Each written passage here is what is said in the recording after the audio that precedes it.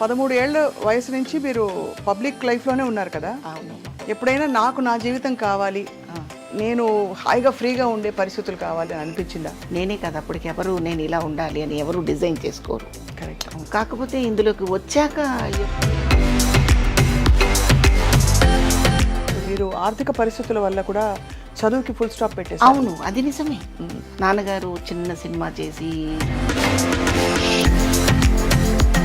భగవంతుడు ఇచ్చిన చక్కటి రూపం. మీకు అందరూ చెప్పేవారా మంచి క్యారెక్టర్స్ వస్తాయి మీకు అని? ఆటోమేటిక్గా క్యారెక్టర్స్ వచ్చేవి.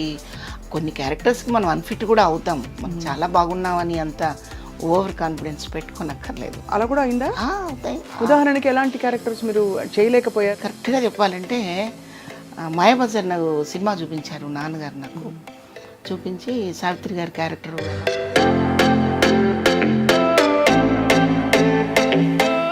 నేను చేయను.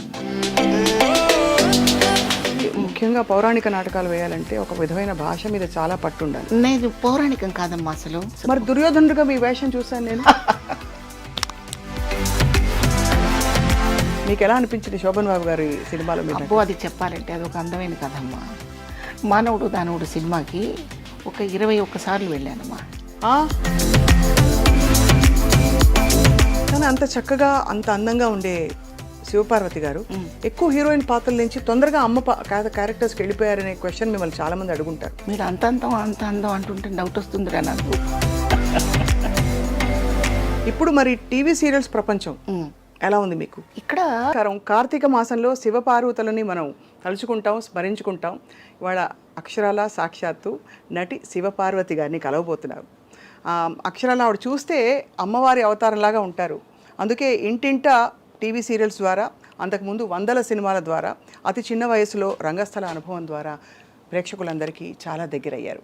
వారి వ్యక్తిత్వం అంటే వారి హుందాతనం అంతా కూడా వారి పాత్రల్లో అలా కనిపిస్తూ ఉట్టిపడుతూ ఉంటుంది.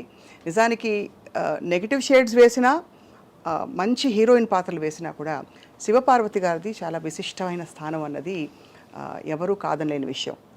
వారితో మాట్లాడదాం, వారి జీవితంలోని కొన్ని మైలురాళ్ళని తెలుసుకునే ప్రయత్నం చేద్దాం. శివపార్వతి గారు నమస్కారం. అమ్మా నమస్తే అమ్మా. ఎలా ఉన్నారు? బాగున్నాను. కార్తీక సోమవారం శుభాకాంక్షలు ముందుగా. మీకు కూడా. Thank you. సో పండుగలు బాగా పొగిడారు. అయ్యో భలేవారు. లేదు, నిజం అది. అక్షరాల మీ గురించి ఎవరికి చెప్పినా కూడా ఎంత మంచి ఆర్టిస్ట్, ఎంత మంచి నటి అని మా అమ్మగారు కూడా అన్నారు. అంటే యద్భావం తద్భావం మీకు తెలుసు కదా.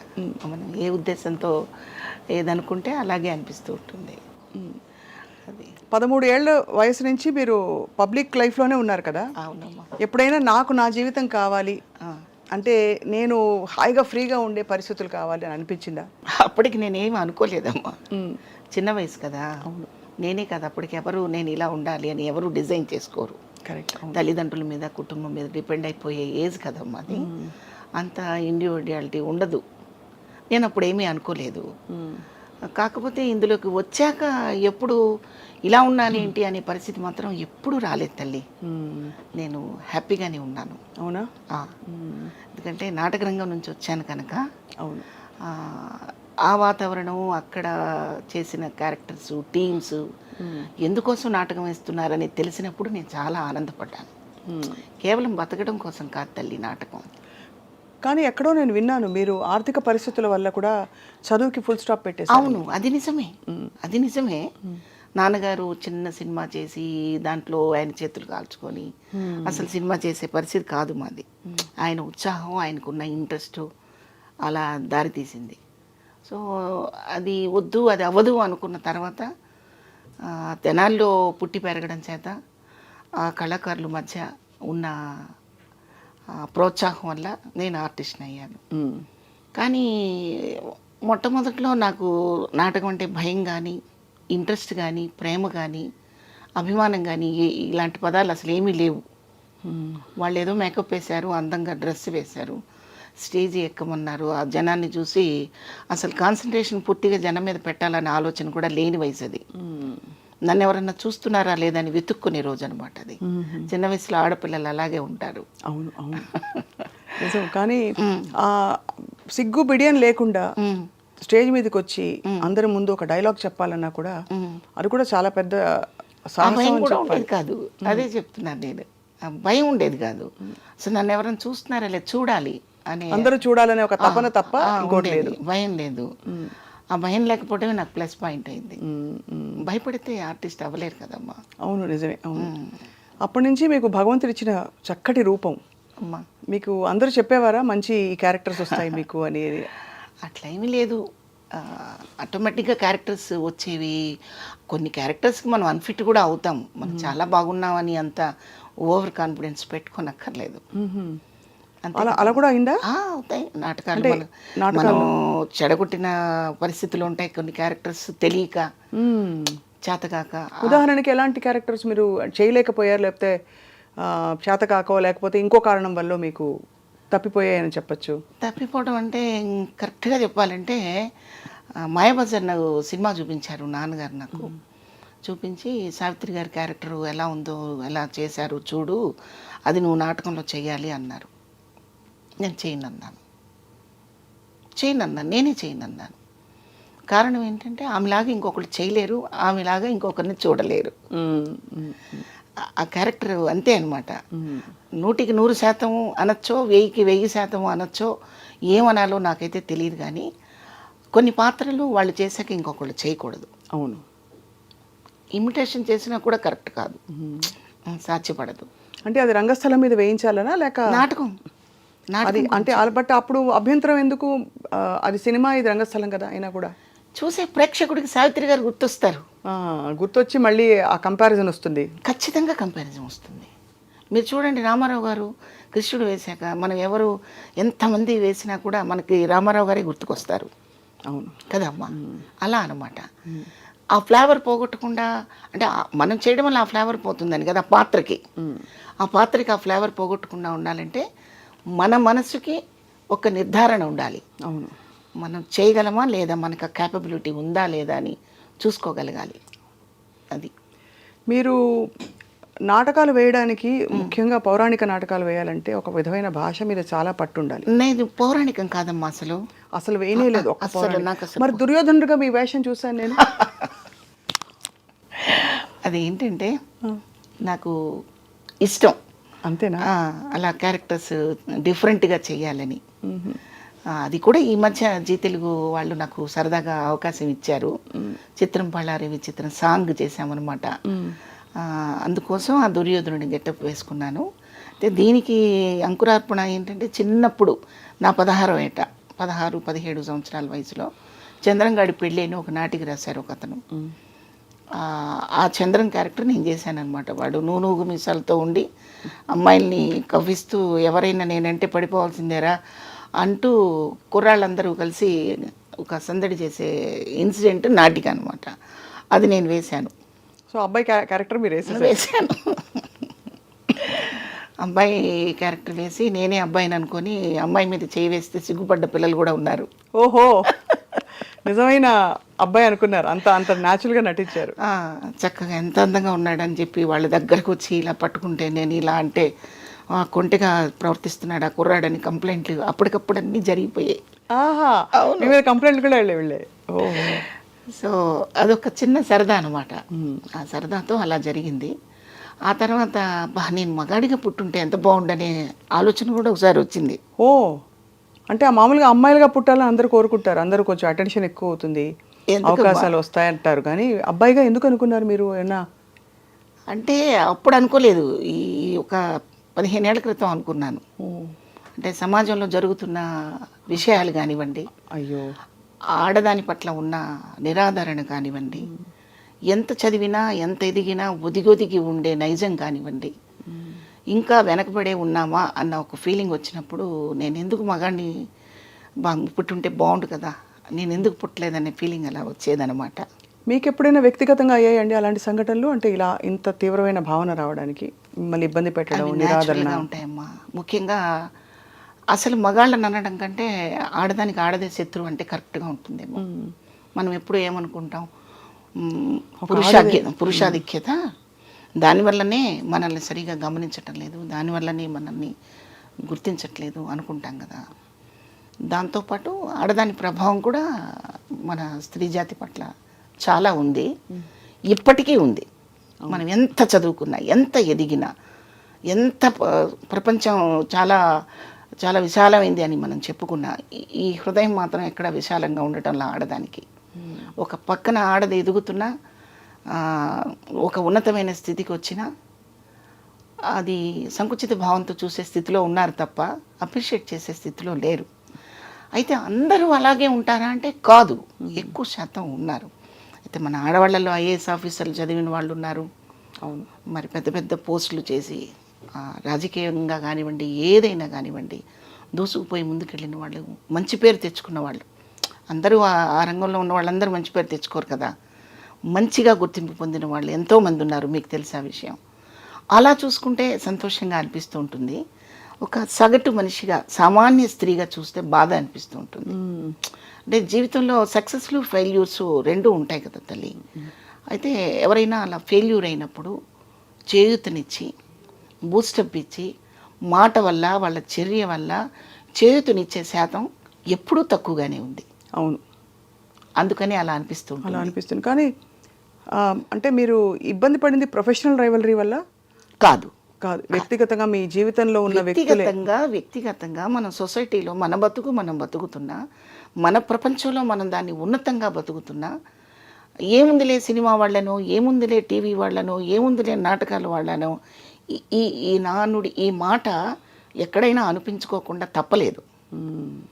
అప్పుడు నాకు అనిపించేది అనమాట, ఇలా కాకుండా అలా ఉండుంటే నేను కూడా ఐఏఎస్ ఆఫీసరో ఇంకేదో అయ్యి ఉంటే ఇలా అన్నారు కదా. అప్పుడు ఆర్టిస్ట్ అవ్వడం వల్ల కదా ఇలా అంటున్నారు, ఆడది అవ్వటం వల్ల కదా ఇలా మాట్లాడతారు అనిపించేదే తప్ప, ఆ తర్వాత నా ఆత్మస్థైర్యంతో నేను వాటన్నిటిని బయటికి నెట్టగలిగాను. కానీ మీరు మీ సినిమా ప్రయాణం చూస్తే మామూలు ప్రయాణం కాదండి. మీకు 200 పైగా సినిమాలు, అండ్ అలాగే టీవీ సీరియల్స్, ఇంకా ఒకటి కాదు, రంగస్థల అనుభవం అంతకుముందు, పెద్ద పెద్ద దిగ్గజాలతో నటించే అవకాశం, ఇవన్నీ పెట్టుకుని కూడా మీకు కూడా ఇబ్బందులు అయ్యాయంటే అర్థం కాదు చాలా మందికి. ఇబ్బందులు అంటే అమ్మా నేను అనేది పరిశ్రమ వల్ల కాదు, టోటల్గా మనం ఒక సొసైటీలో ఉంటాం కదమ్మా, ఎక్కడో ఒక చోట నివాసం ఉండాలా? అవును, ఉంటాం కదా. అవును. అక్కడ అది తెనాలి కావచ్చు, గుంటూరు కావచ్చు, హైదరాబాద్ కావచ్చు, ఇంకేదైనా కావచ్చు, హైదరాబాద్లో ఏదే ఒక ప్లేస్ కావచ్చు. ఒక మనిషి ఎదుగుదలని చూసి అప్రిషియేట్ చేసేదానికంటే క్రిటిసైజ్ చేసేవాళ్ళు ఆడవాళ్ళలో ఎక్కువ శాతం ఉన్నారు. కరెక్ట్. ఇది వద్దు అంటాను నేను. నాట్ ఓన్లీ ఆర్టిస్ట్ గురించి కాదు నేను చెప్తున్నది, అందరి ఒక ఫ్యామిలీలో ఏదైనా వాళ్ళ ఫ్యామిలీలో ఏమైనా డిస్ప్యూట్స్ రావచ్చు, డైవర్స్ తీసుకోవచ్చు, కావాలని ఆ భర్తతో దూరంగా ఉండే పరిస్థితులు రావచ్చు, ఉండాల్సిన పరిస్థితులు.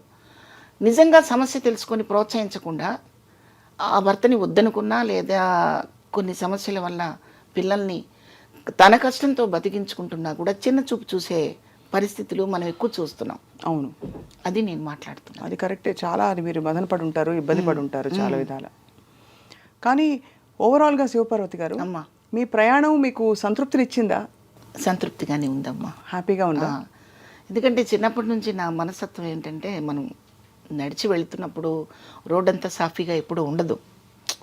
ఒక్కోసారి ఏవో తగులుతుంటాయి కాళ్ళకి, వాటి నెట్టేసి వెళ్ళిపోవాలి. కానీ దాని గురించి పెద్ద భూతద్దంలో చూపించి అలవాటు లేదు నాకు. ఎవరు మీకు అండాదండ అంటే, మీరు సినిమా పరిశ్రమలోకి వచ్చాక, ఇది కొత్త పరిశ్రమ, ఇక్కడ ఎంత నాన్నగారికి ఒక సినిమా తీసిన అనుభవం ఉన్నా కూడా మీకు ఎవరు వెన్నంటే ఎవరు ఉండేవారు? మీతో కూడా ఎవరు ఉండేవారు? నాతో కూడా ఉన్నది మా అమ్మ, మా నాన్నగారే.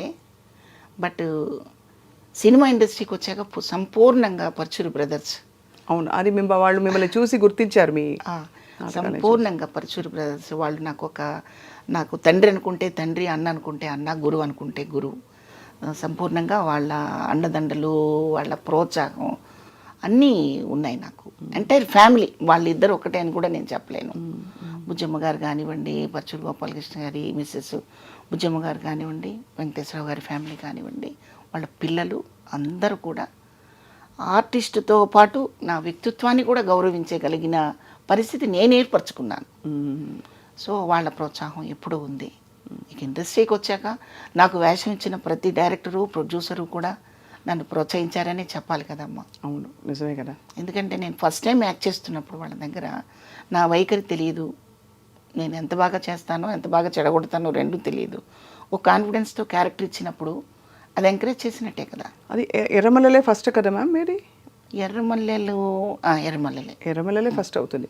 దాని తర్వాత సప్తపది చేశాను. సప్తపరి చేశారు. అది చిన్న వేషాలు అందులో, అంటే 2 సీన్లు 3 సీన్లు ఉండే వేషాలు. కానీ మీకు మంచి గుర్తింపు వచ్చింది మాత్రం శోభన్ బాబు గారితో కలిసి సర్పయాగం సినిమా. అప్పటికి పరశుర బ్రదర్స్ వాళ్ళు పరిచయం చేయబట్టే కదా మీరు అసలు వాళ్ళు పరిచయం చేయకపోతే నేను లేనమ్మా. అసలు నేను లేను, నేను ఎవరో తెలీదు. ఇప్పుడు మీరు చెప్పే ఎర్రమల్లెలు సప్తపది కూడా నేను తెనాల్లో ఉండి నా నాటకాలు నేను వేసుకుంటూ నా బిజీలో నేను ఉండి మధ్యలో ఎప్పుడో ఒక 6 నెలలకు 1 సంవత్సరానికో వాళ్ళు పిలిస్తే ఒక వేషం వేసి రావడమే తప్ప ఫుల్ కాన్సన్ట్రేషన్ దీని మీద పెట్టింది లేదు. నేనంటూ హైదరాబాదు వచ్చి ఇక్కడే నివాసం ఉండి ఇక్కడ క్యారెక్టర్స్ చేస్తూ ఉండటం కోసం వచ్చిన అవకాశం ఇచ్చింది మాత్రం పరచూరి బ్రదర్స్. అప్పట్లో మీకు ఇంట్లో కానీ ఎక్స్టెండెడ్ పెద్ద కుటుంబాలు ఉన్నప్పుడు పెద్దలు చాలామంది ఉంటారు, పిన్నులు అత్తలు వాళ్ళందరూ ఎప్పుడు ఆపలేదా మిమ్మల్ని సినిమా ఇండస్ట్రీకి ఎందుకు మనకి అవసరం లేదు? ఆపకపోవడం కాదు, అసలు వాళ్ళకు చిన్న చూపు. ఓహో. నాటకాలు అంటే చిన్న చూపు, సినిమా అంటే ఏదో సినిమాల్లోకి వెళ్ళిపోతున్నారు, అక్కడ ఏదో జరిగిపోతుంది అనే ఒక అవును ఆ రోజుల్లో ఉండేది కూడా. ఇది 70వ 80వ దశకాల్లో బాగా ఇంకా ఎక్కువ ఉండేదని అంటూ ఉంటారు. కాబట్టి మీ కుటుంబం ఎలాంటి కుటుంబం శివపార్వతి గారు? బాగా ట్రెడిషనల్గా ఉండేవారా లేక కొంచెం అభ్యుదయ భావజాలం ఉండేవాళ్ళ? అలా ఏం కాదు. అమ్మ అన్ఎడ్యుకేటెడ్, అమ్మకు అసలు ఏమీ తెలియదు. నాన్న చదువుకున్నారు, నాన్న ఆర్టిస్టు, బాగా పాడతారు, బాగా పాడేవారు. ఆయనకి నాటకాలు అంటే ఇంట్రెస్ట్. అది పూర్తి ట్రెడిషన్, అంత పకడ్బందీగా అలాగా ఏమీ లేదు. ఆమెకు అసలు ప్రపంచమే తెలియదు ఆమెకి. మేము 7 పిల్లలను పుట్టామనేది ఆశ్చర్యంగా అనిపిస్తుంటుంది నాకు ఒక్కొక్కసారి అమ్మ గురించి గుర్తు చేసుకుంటే. చాలా చిన్న ఫ్యామిలీ, ఫైనాన్షియల్గా కూడా మేమేదో పెద్ద ఎదిగి అంత స్థిరంగా ఉన్న వ్యక్తులమేం కాదు. ఓ చిన్న, అంటే ఉండడానికి ఇల్లు, బతకడానికి చిన్న వనరులు ఉన్న ఫ్యామిలీయే తప్ప వెల్ సెటిల్డ్ అని చెప్పే అంత ఏం కాదు. అలా అనమాట. ఎంతమంది అక్క చెల్లెళ్ళు మీరు? ఇద్దరు. అండ్ ముగ్గురు బ్రదర్స్. సో అయితే మీరు మొత్తం 5గురికి మీరు అంటే దాదాపు 7గురిలో 2 వెళ్ళిపోయారు. ఎప్పుడు? చిన్నప్పుడే? చిన్నప్పుడు. మేము 5, 3 బ్రదర్స్ ఉన్నారు. అసలు పెద్ద పెద్ద కుటుంబాల్లో ఎన్ని జరిగిపోతూ ఉంటాయండి కళ్ళ ముందు, అర్థం కాదు కదా. అవి మొత్తం అంటే దాన్ని జీర్ణించుకునే లోపు ఇంకోటి ఏదో కొత్త సమస్య, సవాలు, పని, ఒత్తిడి, ఇవన్నీ ఎలా జీవితం, మీ బాల్యం, మీ యవ్వనం అంతా అందులోనే కొనసాగిపోయింది. పెద్ద కుటుంబాల్లో ఏముందిలేమ్మా, మాలాంటి చిన్న కుటుంబాల్లో కూడా ఎన్నో జరుగుతూ ఉంటాయి. అవి ఆపలేము. అంటే అది బుద్ధిని బట్టి, సంస్కారాన్ని బట్టి ఉంటుంది. ఉదాహరణకి మా మదరు చనిపోయి రేపు వచ్చే ఫిబ్రవరికి 2 ఇయర్స్ అవుతుంది. 2 ఇయర్స్. అయితే సమాజం ఎలా ఉంది అంటే డబ్బు వల్ల మనసు ఎదగదు, డబ్బుతో సంబంధమే లేదు. మనిషి ఎదగాలి, మనసు ఎదగాలి. దానికి ఏమి పెద్ద పెద్ద ఎక్విప్మెంట్స్, కోట్లు, డబ్బులు, ఎకరాలు, పొలాలు అక్కర్లేదు. మనసుకు పదును పెడితే చాలు. అయితే ఆ మనసుకు పదును పెట్టడం చాలామంది మర్చిపోయారు. అమ్మకి 3 కొడుకులు ఉండి కూడా ఆమె దాన్ని ఏమంటారు, అంతిమయాత్రలో ఆమెకి సంబంధించిన సంస్కారాలు చేయటానికి 2 కొడుకులు రాలేదమ్మా. అలా ఎలా జరిగింది అసలు? రాలేదు. అంటే పెళ్ళిళ్ళు అయిన తర్వాత వాళ్ళ వరలోకి ఇరుక్కుపోతారు కొంతమంది మగవాళ్ళు. ఆవిడ పర్మిషన్ ఇవ్వలేదని మా మదర్కి ఆ కార్యక్రమాలు చేయలేదు. నా లాస్ట్ దూరంగా ఉంటారా వాళ్ళు బాగా? అంటే అమ్మ బుచ్చిరెడ్డిపాలెంలో ఉంటారు, మా సిస్టర్ అక్కడ ఉంది, అక్కడ నా దగ్గర ఉండేవారు. బ్రదర్స్ రాని బ్రదర్స్ ఎక్కడ ఉంటారు? ఇక్కడ హైదరాబాద్లో ఉంటాడు ఒక బ్రదరు. నుంచి రావడానికి కూడా ఇబ్బందా? ఇబ్బంది. వాళ్ళు ఏదో ఇతర దేశాల్లో ఉన్నట్టు. ఇతర దేశాల్లో ఉన్నా ఈ మధ్య వస్తున్నారు అందరూ, కానీ ఇక్కడే ఉండి రాకపోవడం అనేది చాలా ఆశ్చర్యం. వచ్చారు, కార్యక్రమాలు చేయడానికి వాళ్ళకి సమయం సరిపోదు. అంటే ఇప్పుడు 9 రోజులు కార్యక్రమం చేయాలి కదమ్మా, 13 రోజులు. మనిషి చనిపోయిన దగ్గర నుంచి 13 రోజులు ఆ కార్యక్రమం కొడుకులు చేయాలి కదా. ఆ కార్యక్రమం చేయడానికి ఇన్ని రోజులు ఇక్కడ ఉండలేము అని చెప్పి ఆగిపోయాడు ఒకడు, మా లాస్ట్ బ్రదరు. అమ్మకి వాడంటేనే ప్రాణం, వాడంటే పంచప్రాణాలు. అలా కొట్టుకులాడుతుండేది. అయితే ఈ విషయం నేను ఎందుకు చెప్తున్నానంటే నా మీద సింపతి చూపించుకోవడానికి, లేకపోతే నా ఫ్యామిలీలో ఇంత జరిగిందని చెప్పడానికి కాదమ్మా. ఇవాళ సమాజంలో 90% అలాగే ఉన్నారు. 90% తల్లిదండ్రుల పట్ల అలాగే ఉన్నారు. అలా ఉండకూడదు. అది తప్పు, అది ద్రోహం. బయటకు వచ్చినప్పుడు మనం చక్కగా నీట్గా అలంకరించుకొని చాలా ఖరీదైన మనుషుల తిరిగినంత మాత్రాన ఖరీదు అవరు. ఖరీదైన పనులు చేయాలి, విలువిచ్చే పనులు చేయాలి, మన విలువను పోగొట్టుకోకూడని పనులు చేయాలి. మన మోరల్స్, మన కుటుంబ సంబంధాలు, బంధాలు, అనుబంధాలు ఇవన్నీ ఎప్పుడు పదిలంగా కాపాడుకోవాలి. ఒకరి కోసం కాదు, మన కోసం కదా అమ్మా. అందుకు నేను ఈ విషయాన్ని మీకు రివీల్ చేశాను. లేదు, చాలా బాధాకరమైన విషయమే. ఒక సోదరిగా మీరు, అమ్మకి కూతురుగా, అలాగే ఈ అన్నలే కదా మీకు ఇద్దరికి తమ్ముళ్ళకి అక్కగా మీరు చాలా బాధపడి ఉంటారు. మరి దెబ్బలాడారా వాళ్ళతో? ఎందుకు రాలేదని? ఎందుకు చేయలేదు? అందరూ వచ్చారు. అదే ఎందుకు రాలేదంటే ఆ కార్యక్రమాలకి ఎందుకు ఉండలేకపోయారు? వాళ్ళకి టైం లేదు. ఇప్పుడైతే గబగబా చేసేసి వెళ్ళిపోతాం, కానీ ఓ 13 రోజులు ఇక్కడే కూర్చోవాలంటే కుదరదు. వాళ్ళ ఆవిడ పర్మిషన్ ఇవ్వాలి, వాడి మనసుకు ఒప్పుకోవాలి, వాడికి టైం కుదరాలి, అలా అన్నమాట. పాపం లాస్ట్ మినిట్ వరకు అమ్మ వాడి కోసం అలమటించింది, అది నాకు తెలుసు. ఇంకా నేనైతే ఇంకొక 5 నిమిషాల్లో మరి ఇది ఎవరితో చేయించాలి? పెద్ద కొడుకు చేయట్లేదు, చిన్న కొడుకు చేయట్లేదు, మధ్యలో ఇంకో తమ్ముడు ఉన్నాడు, రెండో తమ్ముడు, మా తమ్ముడు. వాడు కూడా కాదు అంటే వాడు ఒంగోలులో ఉంటాడు. మా బంధువులందరూ 200 మంది ఫ్యామిలీస్ ఒంగోలులో ఉన్నారు. ఒకవేళ వాడు కూడా కొద్దిగా అడుగు వెనక్కి వేస్తే హైదరాబాద్ తెచ్చుకొని జమున గారి కూతురులాగా నేను కూడా మా అమ్మకు అలా చేద్దాం అనుకున్నాను. అయితే అవకాశం నాకు ఇవ్వకుండా వాడు చేసేసుకున్నాడు. అదొకటి సంతోషం. అలా అనమాట. చాలా భారాన్ని మీరు చిన్నప్పటి నుంచి ఇలా చాలా విషయాలు మింగేసి ఉంటారు ఎక్కడికక్కడ. మీరు తప్పదమ్మా, జీవితంలో ఎప్పుడు వడ్డించిన విస్తరి కాదు జీవితం. విస్తరి సరిగా వేసుకోవాలి, దాంట్లో వడ్డించుకోవాల్సిన వస్తువులు కూడా జాగ్రత్తగా వడ్డించుకోవాలి. అన్నీ కలిపి కొప్పేసాం అనుకోండి, మనకు ఆకలి వేయదు. జీవితం కూడా అంతే కదా తల్లి. అవును. అట్లాగే నేను చెప్పేది నా కష్టం గురించి నేను చెప్పట్లేదు సుమా. జనం బయట అంతా ఎలా ఉన్నారంటే 90% ఇదే పరిస్థితుల్లో ఇదే పంధాలో నడుస్తున్నారు. తల్లిదండ్రులు చనిపోయే పరిస్థితి తీసుకొచ్చేది వాళ్ళే, చనిపోయిన తర్వాత దుర్మార్గంగా చూసేది కూడా వాళ్ళే. అవును. అలా చేయొద్దని 2 చేతులెత్తి దండం పెట్టి మరీ చెప్తున్నాను. మనిషి జన్మకి సార్థకత మన ధర్మాలు మనం పాటించినప్పుడే. అవును. అవి పాటించకపోతే మనిషి అని చెప్పడానికి అర్హత ఎవరికీ ఉండదు. అందుకు నేను చెప్తున్నాను. ఎందుకంటే నేను కూడా ఒక అమ్మని, నానమ్మని. వేషాలు కూడా అన్నీ అమ్మ వేషాలు, నానమ్మ వేషాలు. ఒక తల్లి ఆర్ద్రత, ఒక తల్లి హృదయం పర్సనల్గా చవి చూసిన దాన్ని, పాత్రల ద్వారా మరింత వైడ్గా చూసిన దాన్ని. అందుకని చెప్తున్నాను, ఎవరైనా నా మాట, ఎవరైనా ఒక్క మాటైనా అలా మనసుకు తాకితే నేను చాలా సంతోషపడతాను. చాలా గొప్ప మాట, అవసరమైన మాట చెప్పారు. అవునమ్మా. శివపార్వతి గారు, అయితే మీరు ఇండస్ట్రీకి వచ్చిన కొత్తల్లో ఇంకా వరుసగా మీకు వర్క్ ఉండేదా? ఆ టైంలో షూటింగ్లకి మీ వెంట ఎవరు ఉండేవారని, అంటే అమ్మ కానీ నాన్నగారు కానీ వచ్చే పరిస్థితుల్లో ఉన్నారా? నేను ఇండస్ట్రీకి వచ్చేప్పటికే నాన్నగారు లేరు. నాన్నగారు వెళ్ళిపోయారు. అసలు నేను సినిమా ఆర్టిస్ట్ అయ్యాక నాన్న చూసుకోలేదు. మీరే అయితే మొత్తం ఆల్మోస్ట్ కొడుకుగా, కూతురుగా, పెద్ద కొడుకు మీరే ఇంటికి అలా నడిపించారు, జరిపించారు మొత్తం. అప్పుడు భయం వేసేది కాదు శివపార్వతి గారు మీకు? భయం వేసేది కాదు. ఎందుకంటే ఇది ఒక పురుషాధిక్య సమాజం, ప్రపంచం, సినిమా ఇండస్ట్రీలో మరింతగా. అండ్ ఆడపిల్లలకి అందులో మీలాగా చాలా అందంగా, రూపవతంగా. నువ్వేదో ప్రేమతో అన్నిసార్లు లేదు, ఇప్పటికే లక్షణంగా కళకళలాడుతున్నారు మీరు నానమ్మ అయ్యాక. అప్పుడు ఇంకా ఎంత బాగుండేవారో మీ సినిమా చూస్తే అఫ్కోర్స్ అర్థం అవుతుంది. కానీ అప్పుడప్పుడే లోకంలోకి అడుగు పెడుతున్న శివపార్వతి గారికి ఎలా ఉండేది? అమ్మో వీళ్ళతో ఎక్కువ మాట్లాడితే ఏమనుకుంటారా, ఎందుకు వీళ్ళు ఎందుకు ఇలా ఎక్కువ నాకేసి చూస్తున్నారు, భయాలు ఉంటాయి కదా? డెఫినెట్గా ఉంటాయమ్మా, తప్పకుండా ఉంటాయి. బట్ ఆ భయాలు నన్ను ఎప్పుడు భయపెట్టలేదు. నా భయమే అది. అవతల వాళ్ళని చూసి భయపడటం అనేది నా వంతు, కానీ వాళ్ళెవరూ నన్ను భయపట్టలేదు. వాళ్ళకి తెలుసమ్మా ఎవరి దగ్గర ఎలా ఉండాలో అని తెలిస్తేనే వాళ్ళంత పెద్ద పెద్ద ప్రొడ్యూసర్స్ అయ్యారు, లెజెండ్స్ అయ్యారు. అవును.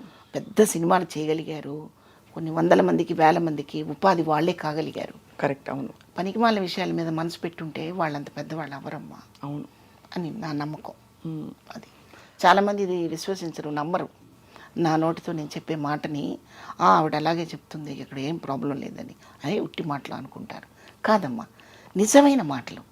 నేను అవకాశం ఇస్తే మీరు వేరే టాపిక్ మాట్లాడతారు కదా అమ్మా. అంటే మీరంటే మీరు కాదు, ఎవరైనా ఎదుట ఉన్న వ్యక్తి అవకాశం మనం ఇచ్చినప్పుడు వేరే టాపిక్ మాట్లాడతారు. అవకాశం నేను ఇవ్వనంతకాలం మాట్లాడరనేది నా ఉద్దేశం. మీరు అర్థం చేసుకోండి. అర్థమైంది. అంటే మీరు జరిగిన విషయాలు, మనం వినే విషయాలు కూడా అవతల వాళ్ళు అవకాశం ఇవ్వబట్టే చాలా విషయాలు జరుగుతాయి అంటున్నారు, అంతే కదా? ఆ అవకాశం వాళ్ళు మంచివాళ్ళు చెడ్డవాళ్ళు కాదని నేను అంటలా. అది కాదు, సమాజంలో ప్రతి మనిషిలో మంచి చెడు రెండూ ఉంటాయి. అవును. ఇప్పుడు ఒక పర్స్ పడిపోయింది అనుకోండి రోడ్డు మీద, ఫస్ట్ మనం పర్స్ తీస్తాం. అవును. అందులో వాల్యుబుల్స్ చాలా ఉంటాయి, ఏటీఎం కార్డులు, డబ్బులు, అన్నీ ఉంటాయి. సంస్కారవంతుడు ఏం చేస్తాడు, వీడి నెంబర్ ఏమన్నా ఉందా అని చూసి, బాబు ఈ పర్స్ పోయింది బాబు, ఈ నెంబర్ ఈ పర్స్ మీదే అని చెప్తాడు. కాకపోతే వేరే మనిషి అనుకోండి, ఆ నెంబర్ మాత్రం తీసి తొంగలో తొక్కేసి మిగతావన్నీ తీసి జేబులు వేసుకుంటాడు. ఇప్పుడు తప్పెవరిదంటారమ్ముడు? అంతే కదా, చెప్పండి. అంత బలమైందే అవకాశం కూడా. ఇప్పుడు కాకపోతే 10 అవకాశాలు రావచ్చు, 9 పోయి 1 రావచ్చు, పోతాయి. అలా మనం వేరే తోవలోకి వెళ్ళకపోతే అన్ని అవకాశాలు వస్తాయా అంటే రాకపోవచ్చు.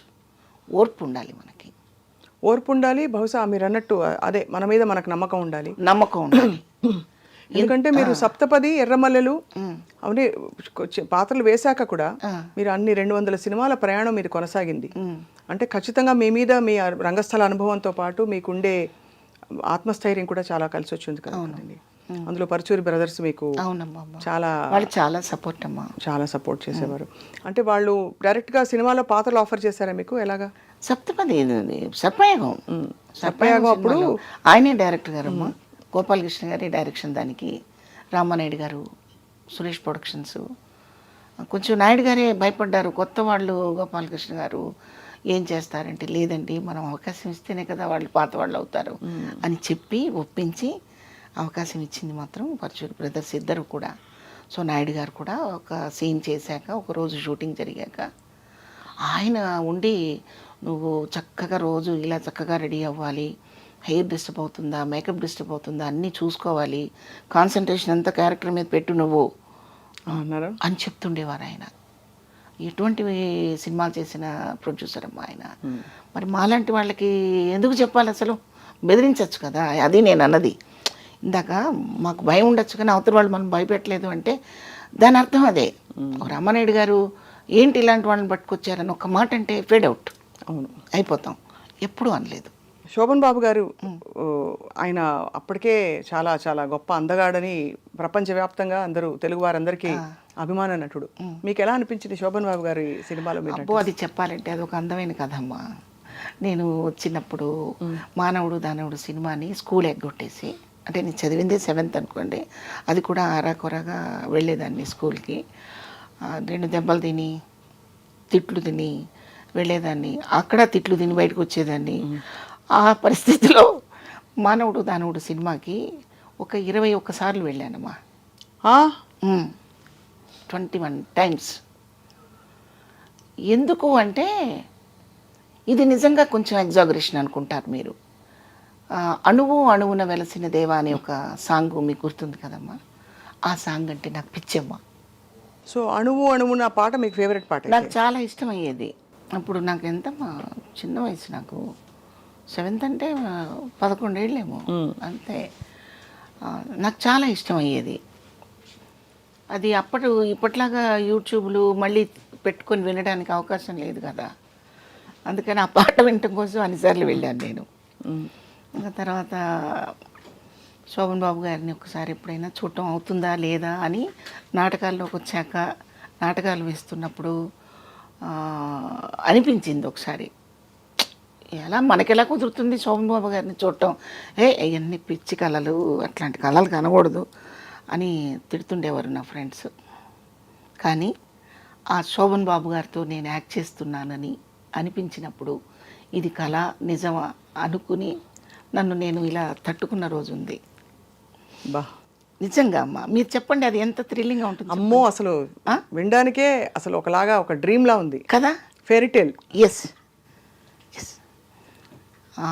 టికెట్ మా అమ్మ ఇచ్చిన డబ్బులు టికెట్ సరిపోక 75 పైసలు అమ్మ అప్పుడు టికెట్. 75, ఒక్కోసారి 5 తగ్గేది, 10 రూపాయలు 10 పైసలన్నా తగ్గేది. వాడికి ఏవో కబుర్లు చెప్పి రోజు వస్తున్నాను కదా రేపు ఇస్తాను ఈ 10 రూపాయలు 10 పైసలు అని చెప్పి టికెట్ తీసుకుంటే వాడు జాలిగా చూసి టికెట్ చేతిలో పెట్టేవాడు. రాను రాను వాడు టికెట్ లేకుండా పంపించే స్థితికి వచ్చాడు. మీ అభిమానం తట్టుకోలేక టికెట్ లేకుండా ఏంటి పిచ్చి అని అలా అసలు పోను వెళ్ళి కూర్చోని పంపించేవాడు. ఆ చేతిలో 4 వేరుశెనక్కాయలు నువ్వుండ్లో పెట్టుకొని అది చూస్తూ ఆ సాంగ్ వచ్చేటప్పుడు మాత్రం ఈ లంగాకి ఈ తడంతా తుడిచేసుకొని అక్కడ జరుగుతుంటే ఇలా కళ్ళు ఒత్తుకొని ఏడ్చేదాన్ని. ఆ ఫీల్ ఏంటో తెలిసేది కాదు.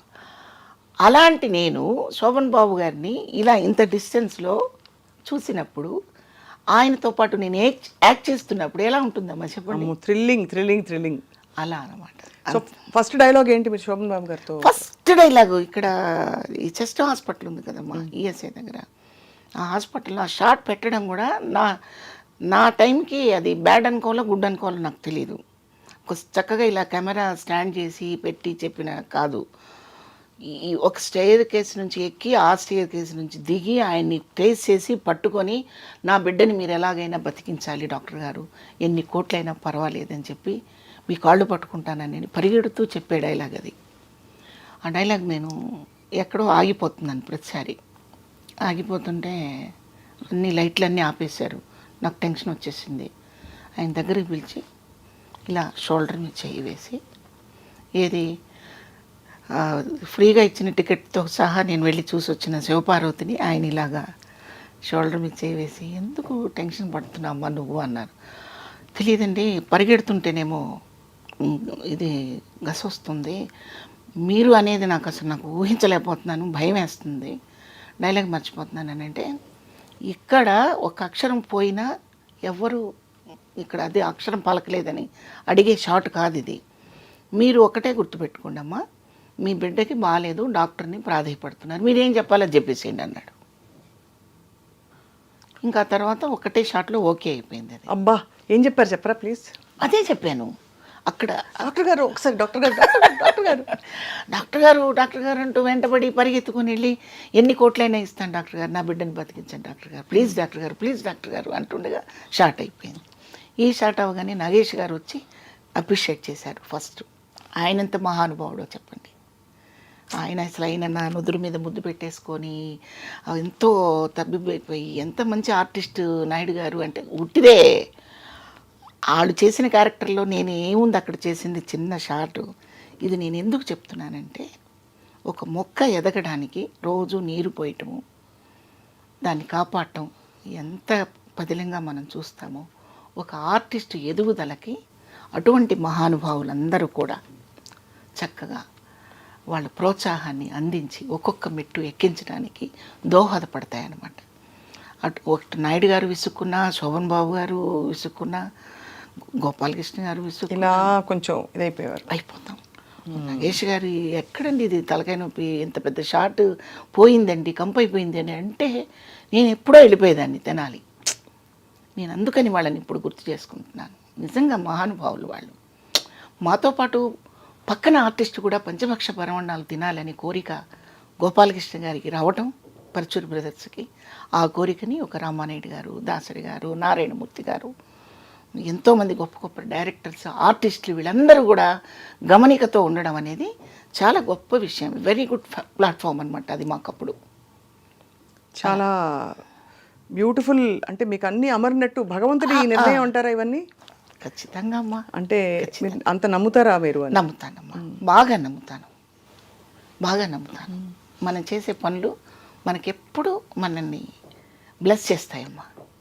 కాకపోతే మీలాగా ఎదురుకుండా నాకు ఇలా దేవుడు కనిపించకపోవచ్చు, మీతో ఏదో మంచి పని మాత్రం నాకు చేయిస్తాడు. ఏదో అలా భగవంతుడు ఏ మార్గంలో ఎప్పుడు రావాలో అలా మీకు అనేక సందర్భాల్లో స్ఫురించి మీకు అలా దేవుడు దయ వల్ల ఇప్పుడు గోపాలకృష్ణ గారిలో ఆ భావన కలిగించింది దేవుడు, కానీ దేవుడు నాకు కనిపించడు. అంతే కదా. ఒక స్టేజ్ ఆర్టిస్టులు వీళ్ళు 30 మంది ఆర్టిస్టుని సెలెక్ట్ చేసుకున్నారమ్మ మా అప్పుడు వాళ్ళు. వీళ్ళందరం తెలంగాణ శకుంతల, నేను, రఘునాథ్ రెడ్డి, జయప్రకాష్ రెడ్డి, చింతన్ దేవనాథ్ గారు అని ఇంకొక ఆర్టిస్ట్ ఉన్నారు. కొంతమంది బయటికి రాలేకపోయారు, కొంతమంది అదృష్టవశాత్తు చేసుకున్నారు. నేను ఈ రోజుకి మీ కంటికి కనపడుతున్నానంటే నిజంగా వాళ్ళు ఇచ్చిన బ్లెస్సింగ్స్ ఎంత గొప్పవి అనేది నేను ఇక్కడ చెప్పాలి. అట్లా. కానీ అంత చక్కగా అంత అందంగా ఉండే శివపార్వతి గారు ఎక్కువ హీరోయిన్ పాత్రల నుంచి తొందరగా అమ్మ క్యారెక్టర్స్కి వెళ్ళిపోయారనే క్వశ్చన్ మిమ్మల్ని చాలామంది అడుగుంటారు. మీరు అంత అందం అంటుంటే డౌట్ వస్తుందిరా నాకు. ఎందుకంటే ఆ రోజుల్లో కావాల్సిన దేవిక గారిలా ఉంటారు మీరు అని చాలామంది చెప్పుంటారు మీకు. గురుగారే చెప్పారు. గోపాలకృష్ణ గారి మిస్సెస్ ఇంట్లో వాళ్ళందరూ అలా అనుకుని నన్ను సెలెక్ట్ చేశారు. అంటే అప్పట్లో తెలుగు అమ్మాయి చక్కగా పొందిగ్గా ఉండే అమ్మాయి అంటే ఆ లక్షణాలన్నీ మీలో ఉన్నాయి. ఎందువల్ల అమ్మ క్యారెక్టర్స్కి వెళ్ళిపోయారు తర్వాత? క్యారెక్టర్స్ రోల్స్ ఎందుకు వచ్చాయి మీకు హీరోయిన్ క్యారెక్టర్స్ తర్వాత? ఆ రోల్స్ అంటే నాకు పర్చుల గోపాలకృష్ణ గారు నాకు ఫస్ట్ డేనే నాకు బ్రెయిన్ వాష్ చేశారు. నువ్వు ఇష్టంగా చేస్తున్నావు ఈ క్యారెక్టర్ అని ఓ రోజు కోపడ్డారు. అంటే నేను హీరోయిన్గా చేశాను కదా గురువుగారు అని ఒకరోజు నసగడం జరిగింది సెట్లో. చాలా పొరపాటు పడుతున్నావు నువ్వు, ఒకసారి మదర్ క్యారెక్టర్ వేస్తే నువ్వు ఉన్నంత వరకు వేయచ్చు వేషాలు, హీరోయిన్ అంటే కొంతకాలం చేసి తర్వాత ఫేడ్ అవుట్ అయిపోతావు.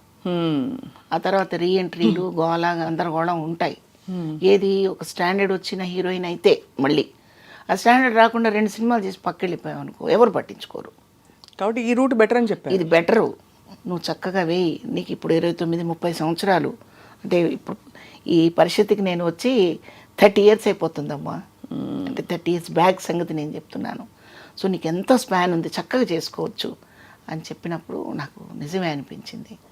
నేను ఆ నాటిక పరుచూరి రఘుబాబు స్మారక కళా పరిషత్కి నేను అప్లై చేసిన నాటిక కూడా ఒక retired school master wife character. ఇది నా క్యారెక్టరు.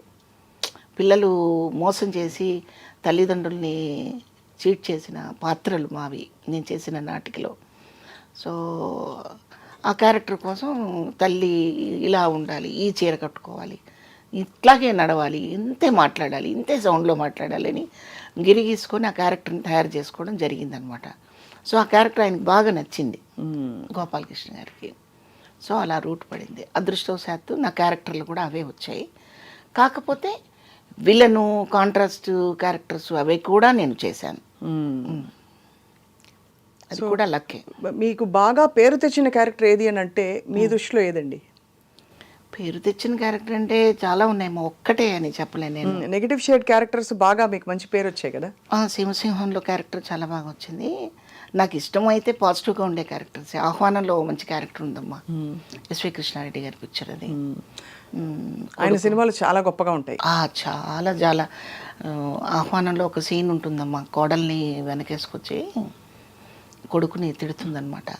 నువ్వు ఇటువంటి దుర్మార్గుడు అనుకుంటే నా చనుబాలు తాగేటప్పుడే నువ్వు నా మంగళసూత్రంతో ఆడుకుంటూ నా చనుపాలు తాగేవాడివిరా, నువ్వు ఇలాంటి వాడు అనుకుంటే అదే తాళితో నీకు గొంతుకు వేసి చంపేసేదాన్ని అని రాశారు దివాకర్ గారు. ఎంత గొప్ప డైలాగు అసలు అది. తల్లి కొడుకుని అలా అండం, కోడల్ని వెనకేసుకొస్తూ ఎక్కడ చూస్తామండి అలాంటి? చెప్పండి, ఇప్పుడు ఎక్కడ చూస్తున్నాం? ఇందాక నేను మీకు అదే చెప్పింది, అత్తలవగానే వేరేగా అయిపోతారు వాళ్ళు వాళ్ళు వాళ్ళు కూడా ఒక తల్లి అన్న విషయం మర్చిపోతారు. ఈ స్టేజ్, ఒక స్టేజ్ దాటగానే వాళ్ళ పాత్రని మర్చిపోతున్నారు. అది చేయకూడదు ఆడది ఎప్పుడు. అవును, కరెక్ట్. ఏ స్టేజ్లోనైనా అంటే భార్య, తల్లి, అత్త, కోడలు, కూతురు ఇవన్నీ మనం అనుభవించే పాత్రలే కదా. కానీ ఒక్కొక్కసారి ఒక్కొక్క రకంగా ఎందుకు ఉండాలి? మన నేచర్ ఎలాగ మార్చుకుంటామో కానీ మారిపోతున్నాయి. మారిపోవటం వల్లనే సమాజంలో యుద్ధాలు, విడాకులు, గందరగోళాలన్నీ జరుగుతున్నాయి. అందుకని ఆడదానికి ఆడది శత్రువు అని మొదటిగా మీకు చెప్పడం జరిగింది. అదే అక్కడి నుంచి మొదలైంది. మీరు ఏమన్నా కష్టాలు పడ్డారా శివపార్వతి గారు? అంటే ఒక కుటుంబ పరిస్థితుల్లో? డెఫినెట్గా ఇప్పుడు మా ఫాదర్ తర్వాత కుటుంబం అంతా నేనే భుజాన్ని వేసుకున్నాను. అమ్మని, పిల్లలని, అంటే నా తమ్ముళ్ళని అందరినీ నా పిల్లలు అనుకుని పెంచడం. సో మీరు సంపాదించి ఇంటికి తెచ్చి పెట్టేవారు మొత్తం? పెట్టకుండా ఎలా పెరుగుతారమ్మా? అవునా, అది పెద్ద బాధ్యత కదా. బాధ్యత అండి. ఇందులో సిగ్గుపడటానికి బాధపడే విషయాలు ఏం కాదు, ప్రౌడ్గా చెప్పాలి. ఎందుకంటే ఈరోజు చాలామంది బాధ్యత లేకుండా బతుకుతున్నారు. బాధ్యతతోనే బతకాలి. మనది భారతదేశం. మనమందరం సమైక్యంగా చక్కగా మన కుటుంబాలు కళకళలాడుతూ ఉండాలంటే బాధ్యతలు మర్చిపోకూడదు, వేరే పోకడల మీద ఎక్కువ కాన్సన్ట్రేట్ చేయకూడదు. అవును. ఎవరు ఆకలితో ఉన్నారో ఎవరికి ఆకలి తీర్చాలో గమనించకపోతే మనిషి అనే పదానికి అర్థమే ఉంటుందమ్మా. అందుకని అంటే ఆడపిల్లలందరూ ఆర్టిస్టులు అయ్యి కష్టపడి కుటుంబాన్ని పోషించండి అని కాదు నేను చెప్పడం. బాధ్యత లేకుండా కొంతమంది ఉంటున్నారు అబ్బాయిలు, ఉద్యోగాలు వచ్చాక వాళ్ళ వాళ్ళ లైఫ్ స్టైల్ వేరుగా పెట్టుకొని కుటుంబాన్ని మర్చిపోయే వాళ్ళు ఎంతోమంది ఉంటున్నారు. అలా కాకూడదు, అందరూ బాధ్యతగా ఉండాలి, అందరిలో మనం ఉండాలి.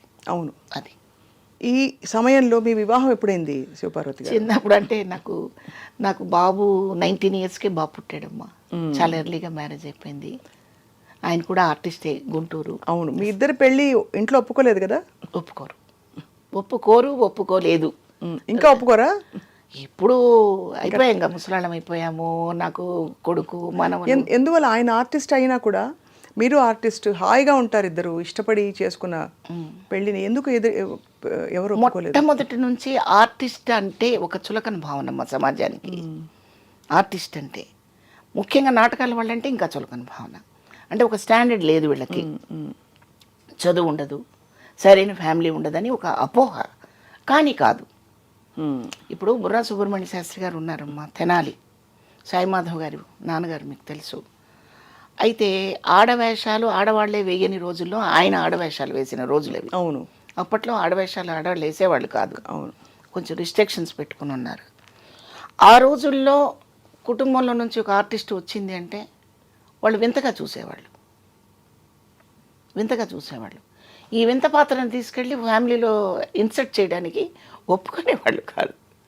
అంటే ఆ రోజుల్లో ఇంటి పని చేయాలి, వంట పని చేయాలి, బట్టలు ఉతకాలి, పక్కగా గృహిణి పనులన్నీ చేయాలి. కానీ ఇలా అందంగా రెడీ అయిపోయి ఎక్కడికో ప్రదర్శన ఇవ్వడానికి వెళ్ళటం ఏంటి అనేది ఒక పాయింట్ అది. అవును. అయితే ప్రాబ్లం మా వాళ్ళ దగ్గర కూడా ఉంది, మా ఆర్టిస్టుల దగ్గర కూడా. బహుపాత్ర అనేది చెయ్యాలి ఆర్టిస్ట్. ఈ విషయాన్ని మనకి మా అందరికీ బాస్ వాణిశ్రీ గారు ఎప్పుడో ఒకసారి చెప్పారు ఒక ఇంటర్వ్యూలో. ఆర్టిస్టు కెమెరా ముందు మాత్రమే ఆర్టిస్టు, ఇంటికి వస్తే తల్లి పాత్ర, భార్య పాత్ర, ఇవన్నీ చెయ్యాలి కదా. అవును. చేస్తే ఫ్యామిలీ మిగులుతుంది.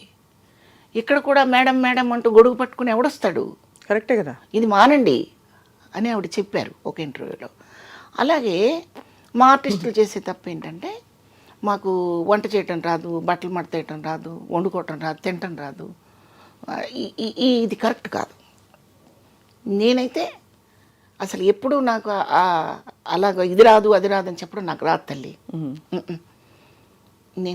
నేను అన్నీ చేసుకోగలుగుతాను, ఓ 10 మందికి వండి పెట్టగలుగుతాను. నాకు రాదు అంటే ఏమిటి? అలా ఎందుకు ఉండాలి? అలా ఉండండి, సెట్ అవుతాయి, బాగుంటాయి. అలాగని చెప్పి అన్నీ సెట్ అయిపోతాయి, అన్నీ బాగుంటాయని కాదు నేను అనేది. చాలా వరకు మనం దాన్ని తట్టుకోగలిగిన శక్తి ఉంటుందని నా ఉద్దేశం. కానీ మీకు అంటే ఒప్పుకోకపోవడానికి మీ కుటుంబం, వాళ్ళ కుటుంబం మీ పెళ్ళిని, వివాహం, దానికి కారణాలు ఏమయ్యాయి అని? ఆర్టిస్ట్ అనే చులకన భావం ఒకటి తప్ప ఇంకోటి లేదు. వాళ్ళ కుటుంబం నుంచి ఇబ్బందులు అండి, మీ కుటుంబం నుంచా? 2 వైపుల నుంచి ఉంది? మా కుటుంబం నుంచి కూడా ఉంటాయి ఇబ్బందులు. ఇప్పుడు పళ్ళు కాసే చెట్టుని నరికేస్తే ఎవడు ఊరుకుంటాడు? అంతే కదా. అలా వీళ్ళ ఫీలింగు. వాళ్ళ ఫీలింగ్ ఏంటంటే అసలు ఆర్టిస్ట్ రా బాబు, ఇంటికి వచ్చి ఆవిడే మాకు చేసి పెడుతుంది అని వాళ్ళ ఫీలింగ్. 2 కరెక్టే. సో ఇలా ఎదిరించి నిలబడ్డారు. కానీ నిలబడ్డారు. అదే జీవితం కదండి. చిన్న వయసులోనే అయింది. నాకు 19 ఇయర్స్ వచ్చేటప్పటికే బాబు పుట్టాడు. అలా ఒక్కడే కొడుకు మీకు? ఒక్కడేనమ్మా, ఒక్కడే. మిగతా వాళ్ళంతా ఉన్నారు కదమ్మా, నా తమ్ముళ్ళు, మా చెల్లెలు. ఇప్పుడు మీరందరూ ఇప్పుడు కుటుంబంలో అంటే ఇప్పుడు అమ్మగారిది మొన్న చెప్పారు, ఈ సంఘటనలు మినహా కలుస్తూ ఉంటారా పండగలకి? కలుస్తాము. వాళ్ళ దృష్టిలో నేను సినిమా యాక్టర్ని, వాళ్ళు కష్టజీవులు. మంది కష్టం కాదు. ఇది ఎప్పుడు ఏ టైంలో ఎంత కష్టపడి అందరినీ లాక్కుని వచ్చారు. అసలు చాలా మంది సినిమా వాళ్ళది కష్టం కాదనుకుంటారమ్మా. అయ్యో అసలు కరెక్ట్, అసలు చాలా తప్పండి. సినిమా జీవితం ఎంత కష్టం. హీరోలు అయితే వాళ్ళ ఇమేజ్ని కాపాడుకోవటం కోసం తిండి తగ్గించుకొని, నిద్ర తగ్గించుకొని, వాళ్ళు చాలా నిబంధనలు పెట్టుకొని వాళ్ళ బాడీని కాపాడుకుంటూ, హీరోయిన్స్ మీకు తెలుసు కదా వాళ్ళు ఎంత కష్టపడుతుంటారో. అదంతా కష్టం కాదని వాళ్ళ ఉద్దేశం. అండ్ మీ కాల్ షీట్స్ పొద్దున్న లేచి పెట్టాలి, ఇవన్నీ కౌంట్ చేయరు, ఏదో అనుకుంటారు. అప్పుడు మీరు సినిమాల్లో యాక్టివ్గా నటిస్తున్న టైంలో, ఇప్పుడు కూడా నటిస్తున్నారు కాదని కాదు, కానీ బాగా మీరు పీక్లో ఉన్న టైంలో మీకు మరి పొద్దున పూట ఇంట్లో పనులు అవి ఎలా ఎలా అమరేవి అంటే అమ్మ వెంటే ఉండి చేసేవారు, మీరే అమ్మ చేసుకునేవారు? హెల్ప్ నేను ఎప్పుడు తీసుకోలేదు. అంటే మేము ఇండస్ట్రీకి వచ్చేటప్పటికే అమ్మ బాగా అలసిపోయి ఉన్నారు, పెద్ద ఆమె అయిపోయి ఉన్నారు. ఎవరినో హెల్పర్ని పెట్టుకుంటాం, పెట్టుకుని అలాగే అంతే మేనేజ్ చేసేసారు. అంతే మేనేజ్ చేయడం. శివపార్వతి గారు, ఇది మీరు కోరుకున్న ఇష్టమైన జీవితమేనా అని అడిగితే దేవుడు ప్రత్యక్షం. మీరేమంటారు? అంటే అందరికీ ఒక్కొక్కటి ఉంటుంది కదా, నేను సింగర్ అవ్వాలనుకున్నాను యాక్చువల్లీ, లేకపోతే నేను ఏం వద్దు నాకు మంచి గృహిణి అయిపోదామని. రేఖా గారి ఇంటర్వ్యూ మనం చూస్తున్నాను, అంత పెద్ద నటి, 16-17 ఏళ్ల రేఖాకి ఏమనిపించేది అంటే నాకేమొద్దు, మంచి మొగుడు దొరికితే చాలు, పెళ్లి చేసుకుని బోల్డ్ మంది పిల్లల్ని కనాలు ఉండింది అని చెప్పింది ఆవిడ. ఆవిడ జీవితం మలుపు తిరిగి ఆవిడ ఎక్కడ లెజెండరీ యాక్ట్రెస్ అయిపోయింది, మళ్ళీ ఒక విధమైన ఒంటరి జీవితమే. అలా ప్రతి వాళ్ళకి ఒక్కొక్కటి ఉంటుంది కదా, మీకేమనిపిస్తుంది? డెఫినెట్గా ప్రతి వాళ్ళకి అదే భావన ఉంటుందమ్మా.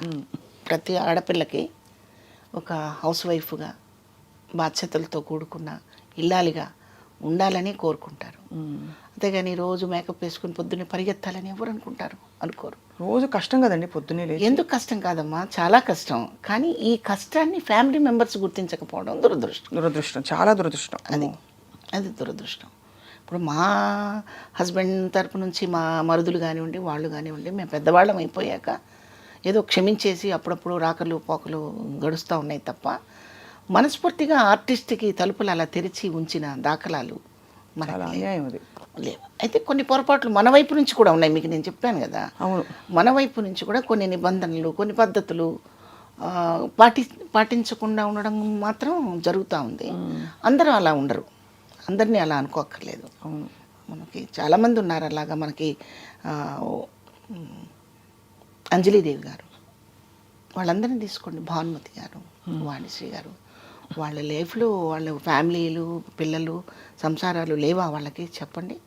ఉన్నారు. ఎక్కడో కొన్ని జరిగిన పొరపాట్లను తీసుకొచ్చి చెడునైతే బాగా స్ప్రెడ్ చేసి మాట్లాడతాం, కానీ మంచిని మాట్లాడరు కదా. అవును, అది నిజం మీరు అన్నది. మంచిని గుర్తుపెట్టుకుంటే ఇక్కడ ఎవరెవరు ఉన్నారు, ఇక్కడ ఆర్టిస్టులు, ఈ సినిమా అనే ఇండస్ట్రీలో ఎంతమంది లెజెండ్స్ ఉన్నారు. ఒక భానుమతి గారు, ఒక కన్నాంబ గారు, సూర్యకాంతం గారు, సావిత్రి గారు, వాణిశ్రీ గారు, వాళ్ళందరూ ఇక్కడ ఎటువంటి పిల్లర్స్ నాటి వెళ్ళారు. మన హీరోలు రామారావు గారు, నాగేశ్వరరావు గారు, క్యారెక్టర్ ఆర్టిస్టులుగా వచ్చేసరికి ఎస్వి రంగారావు గారు, గుమ్మడి గారు, ఇటువంటి లెజెండ్స్ ఉన్న ఈ ఇండస్ట్రీలో నేంటమ్మా నేను అసలు ఒక పెద్ద చిన్న ఇసుక రేణువు లాంటి దాన్ని. అంతే, ఇది నిజం. మరి ఈ నిజాన్ని మనం మర్చిపోయి ఏదో వంకరగా మాట్లాడుకోవటం, ఏదో ఒక్కరగా సృష్టించేసి చెప్పుకోవడం అది సబబు కాదు. దీన్ని విలువగానే వాడుకోవాలి. తిన్న ఇంటి వాసాలు లెక్క పెట్టడం అనేది చేయకూడదు తల్లి. మనకి జన్మనిచ్చిన తల్లి ఎంత విలువైనదో, మన ప్రొఫెషన్లో ఒక కళాకారుడుగా ఈ లైఫ్ ఇచ్చినప్పుడు మనం కళామ తల్లి అంటాం.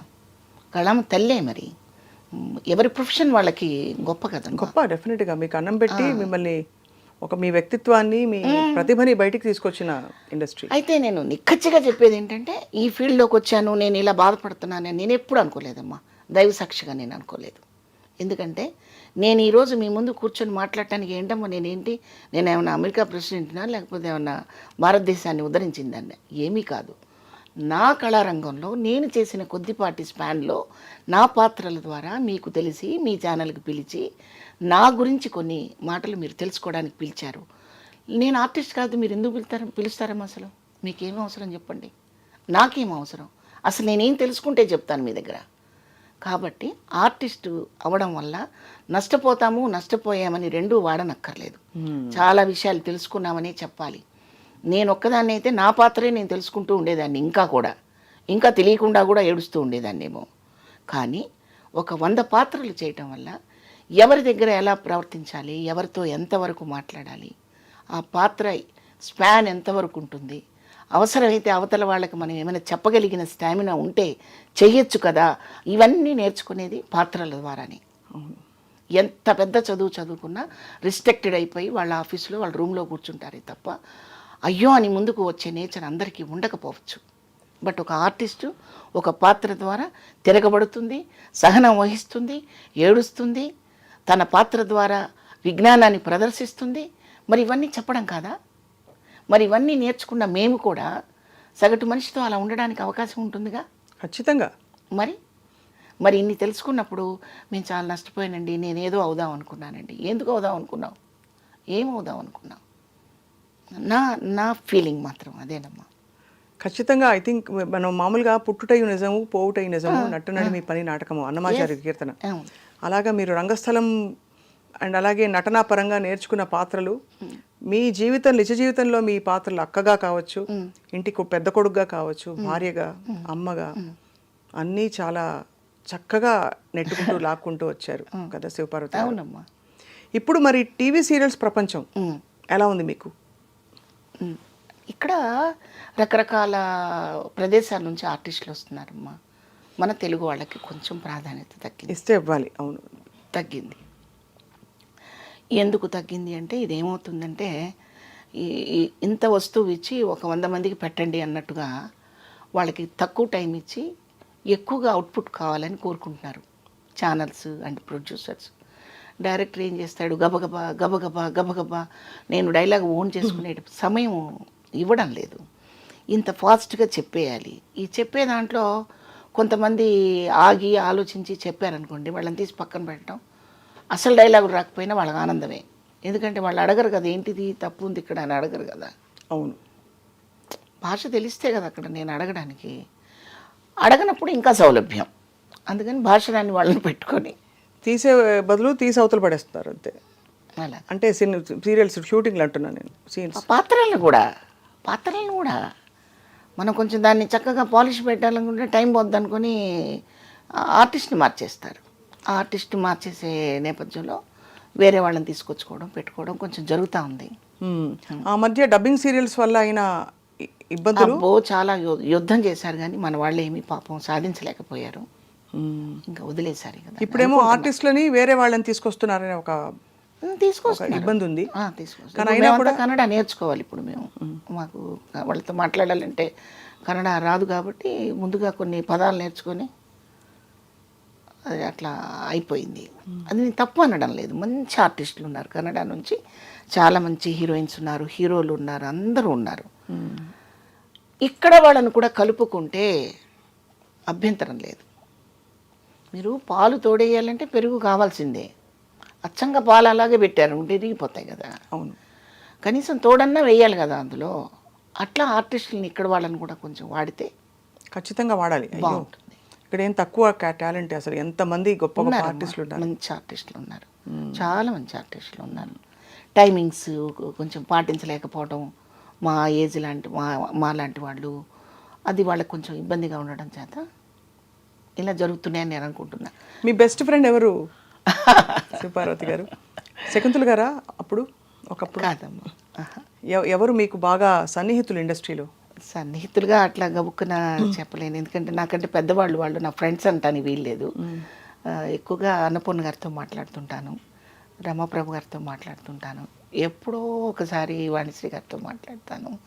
ఆవిడ ఒక మహాఘని, విజ్ఞాన ఘని. అన్నపూర్ణ గారా? కాదమ్మా, వాణిశ్రీ గారు. అంటే ఈమె కాదని కాదు, చెప్తున్న వ్యక్తి కాదని. అదే అర్థమైంది. మీరు అంటున్నది వాణిశ్రీ గారు అసలు ఆధ్యాత్మికతలో మొత్తం వెళ్ళిపోయి ఒక విజ్ఞాన ఘని. ఎంత అందగత్తండి అసలు. అమ్మ ఏం అందం. చీర కట్టుకి చుక్కలకి వాటికి కొన్ని సార్థకత తీసుకొచ్చిన కొన్ని చీరలకు ఆవిడే అడ్రస్, కేర్ ఆఫ్ అడ్రస్. అప్పటికి ఇప్పటికీ మనం ఆవిడ సినిమాలు ఆ ఫేస్ డిజైన్ మళ్ళీ వేయలేదు ఎప్పుడు దేవుడు, మరి అదేంటో కానీ. అవును, మొత్తం ఇప్పుడు ఆవిడ లోపలికి వెళ్ళిపోయారు, ఇంట్రోవర్ట్ అయిపోయారు బాగా. అవును, ఎక్కువ బయటికి కనిపించడం లేదు. లేదు. అవును. ఫ్రెండ్స్ అని చెప్పడానికి సినిమా ఇండస్ట్రీలో ఉండరమ్మా, ఎవరి పని వాళ్ళదే. అంతేనా? మీకు ఎప్పుడైనా కష్టం వస్తే మరి ఎవరికి చెప్పుకునేవారు? నాకే చెప్పుకుంటాను. మీకే చెప్పుకుంటా. అదే కరెక్ట్ కూడా, అంతే కదమ్మా. అవును కదా. కాతే నాకంటే కాస్త ముందు వచ్చారు కాబట్టి, నాకంటే సీనియర్స్ కాబట్టి తెలిసిన విషయాలు అయి ఉంటాయి కాబట్టి షేర్ చేసుకుంటాను. అన్నపూర్ణ గారితో, రమాప్రభు గారితో షేర్ చేసుకుంటాను. అంతకంటే ఎక్కువగా నాతో మాట్లాడుకుంటాను. మనమే జడ్జిమెంట్ అవ్వాలమ్మా. ఇప్పుడు పోనీ తెర మీద మీ ఫేవరెట్ కో స్టార్స్ ఎవరంటే ఎవరి పేరు? ఇప్పుడు కానీ అప్పుడు కానీ మీరు బాగా గుర్తుండిపోయి కొన్ని సినిమాలు వాళ్ళతో చేయడం ఒకటో రెండో? బాగా ఇష్టమైన వాళ్ళతో నేను అసలు సినిమా చేయలేదు. ఎవరు? చూస్తూ ఉండడమే, ఆరాధనాపూర్వకంగా చూస్తూ ఉండడమే తప్పితే చెయ్యలేదు. ఎవరు శివపార్వతి గారు మీకు ఇష్టమైన? సావిత్రి గారు. సావిత్రి గారితో. సావిత్రి గారితో ఆవిడతో చిన్న చిన్న అనుబంధం కూడా ఉంది నాకు సావిత్రి గారితో. అదే ఈ మానవుడు దానవుడు సినిమా చూస్తూ ఇంట్లో చివాట్లు తింటున్న సమయంలో సావిత్రి గారికి ఇంకా శారద గారికి చాలా పెద్ద పెద్ద ఆర్టిస్టులందరికీ సన్మానాలు పెట్టారు తెనాల్లో. చూద్దామని వెళితే అన్ని గేట్లు మూసేసి ఉన్నాయి. ఏ గేట్లో నుంచి వెళ్ళలేకపోయాను. అలా పడిగాపులు కాసి కాసి కాసి చివరికి ప్రోగ్రాం అయిపోయి బయటకు వస్తున్నప్పుడు ఆమె దగ్గరగా వెళ్ళి ఇలా పట్టుకున్నాను నేను. పట్టుకుంటే ఆవిడ చేతిలో ఉన్న పుష్పగుచ్చం నా చేతికి ఇచ్చి దెబ్బలు తగులుతాయి దూరంగా ఉండమని అయ్యో అలా బ్లెస్ చేసి నా తల మీద ఇలా చేయి వేసి అలా దగ్గర తీసుకున్నారు. అదే నాకు బ్లెస్సింగ్స్ ఏమో. ఆ మరుసటి సంవత్సరమే నేను స్టేజ్ ఎక్కడం జరిగింది. మనకి గుళ్ళోకి వెళ్ళాక కొన్ని వైబ్రేషన్స్ వస్తాయి కదా అమ్మ. అలా అవును. అట్లా మనకి జరిగితే నేను ఈరోజు గుళ్ళోకి వెళ్ళి వచ్చాను, అందుకే ఇది మంచి పని జరిగిందని మనం నమ్ముతాం కదా.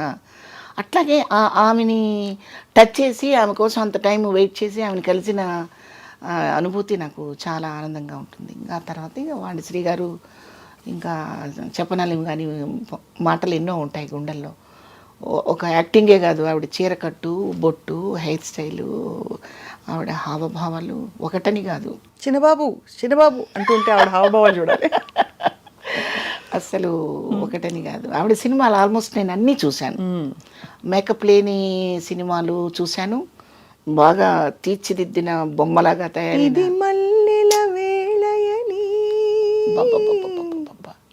అదే కదా. ఏమండి స్వప్న అమ్మ, మీరు ఆ పాట మళ్ళీ చూస్తే ఒక ప్రొఫైల్లో ఉంటుంది షార్ట్. ఆ పెదవి అవును, ఇలా ఆ కదపడం కూడా ఎంత అందంగా. ఒక ముగ్ధ అంటారు చూడండి. చిన్న పిల్ల, ప్రపంచం తెలియని అమ్మాయి ఎలా ఉందో అలా ఉంటుంది ఆ షార్ట్లో ఆవిడ. అంటే ఆ ఏజ్ కూడా అదేననుకోండి ఆవిడది. ఇట్లా ఈ పాత్ర ఆ పాత్ర అని కాదండి, ఏ పాత్ర అయినా అవలీలగా చేయగలిగిన పరిస్థితి ఉంది ఆమెకి. మనం సావిత్రి గారు చాలా గొప్పగా గుండెల్లో పెట్టుకున్నాము. ఆ సావిత్రి గారిని కూడా దూకేశారు ఆవిడ, వాణిశ్రీ గారు కదా అమ్మ. వాణిశ్రీ గారు వేసినంత వెరైటీ ఆఫ్ క్యారెక్టర్స్ అసలు వండర్ఫుల్ అనమాట. అసలు ఆవిడ ఐ మేకప్ కానివ్వండి, ఐబ్రోస్ కానివ్వండి, ఆవిడ ప్రజెంట్ చేసే విధానం కానివ్వండి, చాలా ఎక్సలెంట్గా ఉంటాయి. మరి ఆవిడ చీర కట్టు మీకు ఇష్టం కాబట్టి మీ చీరలు, మీ కాస్ట్యూమ్స్ మీరే కొనుక్కుంటారా? సీరియల్స్, సినిమాలు వాళ్ళు ఇస్తారా? సినిమాకి వాళ్ళే కొంటారమ్మా. టీవీకి వచ్చేసరికి అవి ఇవి కలగబులంగా వాడకపోతే ఈ ప్రయాణం నడవదు. ఇక చీర కట్టంటే ఆవిడలాగా కట్టడం ఆవిడకే చేత అవుతుంది, ఇంకెవరు కట్టలేరు. మనం చూస్తూ ఉండడమే, చెయ్యలేము.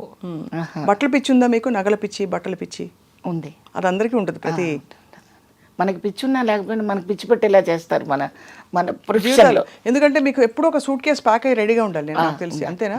ఒక 4-5 చీరలు, బ్లౌజులు, మ్యాచింగ్ జ్యువెలరీ. 4-5 ఏంటమ్మా, 50 పెట్టుకోవాల్సి వస్తుంది ఇప్పుడు.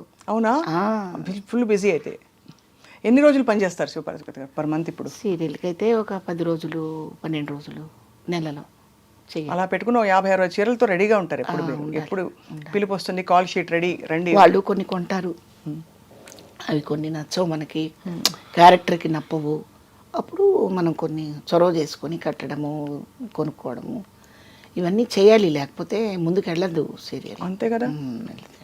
ఇంత బిజీలో ఉండి వంట వచ్చా మీకు? బాగా అంటే మళ్ళీ నా వంట నేను పొగుడుకోకూడదు.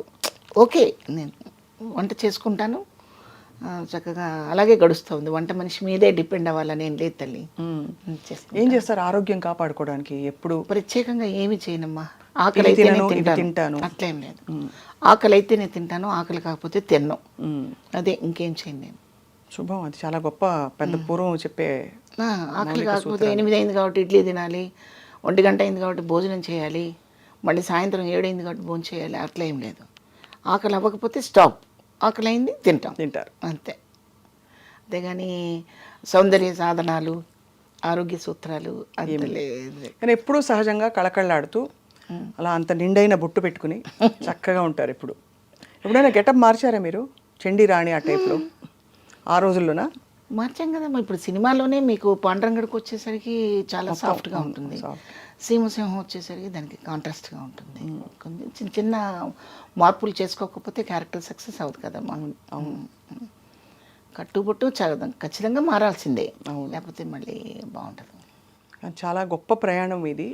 అన్నిటికంటే ఎక్కువ మీరు జీవితం కూడా ప్రయాణం అలా చూశారు. ఒకవైపు మీ సినిమాలు అవన్నీ సీరియల్స్ నడుస్తుంటే ఇంకోవైపు జీవితంలో కూడా చాలా విషయాలు ఒక యూనివర్సిటీ నేను చూసింది చాలా చిన్న తల్లి, చాలా చిన్నది. ఇది అనంతం, ఎవరికి అంతుపట్టని విషయం ఇది. ఎవరికి వాళ్ళు నేను చాలా తెలుసుకున్నాను, చాలా నడిచి వచ్చాను అనుకుంటారు. ఏమీ లేదు, ఇదే మొదటి మెట్టేమో, ఇంకా తెలుసుకోవాల్సిన ఎన్ని ఉన్నాయో. ఇప్పుడు నెక్స్ట్ అయితే ఫుల్ బిజీ అయితే సీరియల్స్కి వాటికి ఏమో తెలీదు. ఇప్పుడు ఇలా అనుకున్నాం, రేపు ఎలా ఉంటుందో తెలియదు.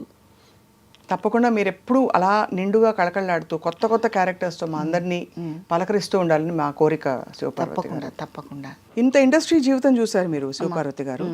ముఖ్యంగా సినిమా ఇండస్ట్రీలో చాలా అకృత్యాలు జరుగుతున్నాయని చెప్పి హేమ కమిటీ రిపోర్ట్ మొన్న ఇబ్బందులు, ఆడపిల్లలకు అన్యాయం జరుగుతుంది, ఇబ్బందులు ఉన్నాయని చెప్పి ఆవిడ ఒక తెలుసు కదా మీకు, హేమ కమిటీ మలయాళ చిత్ర పరిశ్రమలో. అలా కాకుండా ఇండస్ట్రీలో అండ్ అలాగే సమాజంలో కూడా అమ్మాయిలు నిలదొక్కుకోవడానికి ఇప్పుడిప్పుడు కొంచెం స్వాతంత్రం వస్తుంది. కానీ మీరేమంటారు? ఎక్కడొస్తుంది అంటే ఎక్కడో ఒక 20 మందిలో ఇద్దరు వచ్చి గొంతెత్తి ప్రశ్నించగలుగుతున్నారు కానీ ప్రశ్నకి జవాబు దొరకటం లేదు. స్కూళ్ళల్లో జరిగేవి జరిగిపోతూ ఉన్నాయి. పసిపిల్లలని కూడా చూడకుండా దారుణాలు ఎన్ని జరిగిపోతున్నాయమ్మా. ఆ కాసేపు వేడివేడిగా మాట్లాడుకోవటం, ఛానల్స్లో వచ్చి గుండెలు పగలుకోవటం, మళ్ళీ మామూలుగా అయిపోతున్నారు. ఎందుకు ఇంత దారుణంగా తయారైందంటారు? దారుణంగా అయిపోవటానికి కేవలం చదువు అనేది డబ్బు కోసం చదువుకుంటున్నారు. పెద్ద చదువు చదివితే పెద్ద శాలరీ వస్తుందని భావనతో చదువుకోవటమే తప్పితే ఆ చదువులో స్కూల్స్లో కూడా కొన్ని చెప్పట్లేదని నేను అనుకుంటున్నాను. అంటే నేను చదువుకున్నది చాలా తక్కువ, చదువు గురించి మాట్లాడే అర్హత నాకుందో లేదో నాకు తెలియదు. కానీ స్కూల్స్లో కొన్ని నిబంధనలు ఖచ్చితంగా పెట్టాలి. డ్రెస్ కోడ్, ఆడపిల్లలకి డ్రెస్ కోడ్ పెట్టాలి. డ్రెస్ కోడ్ పెట్టడం వల్ల ఏమొస్తుంది? చాలా మార్పు వస్తుంది. చాలా ఒక 50% మార్పు వస్తుంది. ఇప్పుడు మనకేం కావాలి, మనకి ఎందుకు వస్త్రం కట్టుకోవాలనేది మనకు తెలుసు. ఆ వస్త్రంలో నుంచి మళ్ళీ ప్రదర్శనలు చేసే పరిస్థితిలో వస్త్రాలు ఉంటే నేను చూడకూడదు, నేను కామెంట్ చేయకూడదు అనడానికి మీకేం అర్హత ఉంది? అంటే ఆడపిల్లలే డ్రెస్ కోడ్ సరిగ్గా వేసుకోవాలంటారు. వేసుకోవాలి. కానీ అలా జరగని పరిస్థితుల్లో కూడా ఫుల్గా నిండుగా కప్పుకుని ఉన్న పరిస్థితుల్లో కూడా అకృత్యాలు జరుగుతున్నాయి కదా శివపార్వతి గారు. అకృత్యాలకు కారణం జ్ఞానం లేకపోవటం, చదువు లేకపోవటం, ఆ చదువులో సరైన నిబంధనలు లేకపోవటం. ఇప్పుడు కొన్ని తెలుసుకోవడానికి కూడా ప్రయత్నం చేయరు. నాకు ఇట్లాంటి సందర్భంలో నాకు గుర్తుకొచ్చేది ఏంటంటే, కరుణశ్రీ గారి ఉషశ్రీ పద్యాన్ని మీరు ఒకసారి గుర్తు చేసుకోండి. ఉషశ్రీ గారిదే కదా. నేను ఒక పూల మొక్కకడ నిలిచి చివాలున్న కొమ్మ వంచి ఘోరానడనంతని నా ఆయువు తీతు అని ఘంటసాల గారు పాడిన పద్యాలు మీరు ఒకసారి గుర్తు చేసుకోండి. ఇవి వాళ్ళు రాశారు, ఘంటసాల గారు పాడారు. మనకు చక్కగా ఒక అద్భుతమైన బంగారు గనిలాగా మనకు ఎలాగూ ఆ సంపద ఉంది.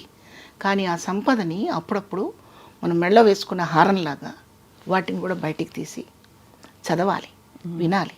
ఓ పక్కన గంగాధర శాస్త్రి గారు మీరు భగవద్గీతని చదవండి వినండి అని, ఓ పక్క చాగంటి గారు, ఓ పక్క గరికపాటి గారు, ఇలాంటి ప్రవక్తలు ఎంతోమంది బయటకు వచ్చి వాళ్ళ ప్రవచనాల ద్వారా ప్రజల్ని చైతన్యం చేయడానికి ప్రయత్నిస్తున్నప్పటికీ కూడా అది ఆపేసి వేరేది చూసుకునే దౌర్భాగ్య స్థితిలో మనం ఉన్నాం. పిల్లల్ని మంచి విషయాలు చూడనివ్వట్లేదు, మంచి విషయాలు విననివ్వడం లేదు. ఈ వెస్ట్రన్ మ్యూజిక్, వెస్ట్రన్ కల్చర్ మీద మనం అలవాటు చేసేసినప్పుడు అట్రాక్షన్, ఒక మ్యాగ్నెట్ లాంటి అట్రాక్షన్కి గురైపోతున్నారే తప్పితే మనిషికి సంబంధాలకి బంధాలకి ఉన్న విలువని తెలుసుకోలేకపోతున్నారు. అక్కడ కేవలం అవసరమే కనపడుతుంది. ఈ అవసరాలతోనే వచ్చే ప్రమాదాలు ఇవి. కానీ మీరు అన్నది రైటే, 100% రైటే. ఆ మార్పు మనకి చాలా సంస్కారవంతమైన కళారంగంలో కూడా చాలా ఉంది, అవసరం ఉంది. అంటే కళారంగంలో పురుషులు స్త్రీలను వేధించట్లేదా? కళారంగంలో ఆడపిల్లల్ని చులకం చేయట్లేదా? వాళ్ళ నేచర్ అమ్మా అది.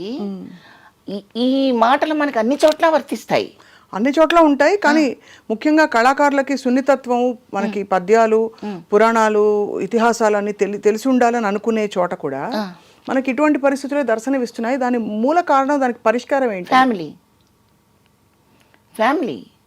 ఫ్యామిలీలో కొన్ని పాత్రలు ఉంటాయి.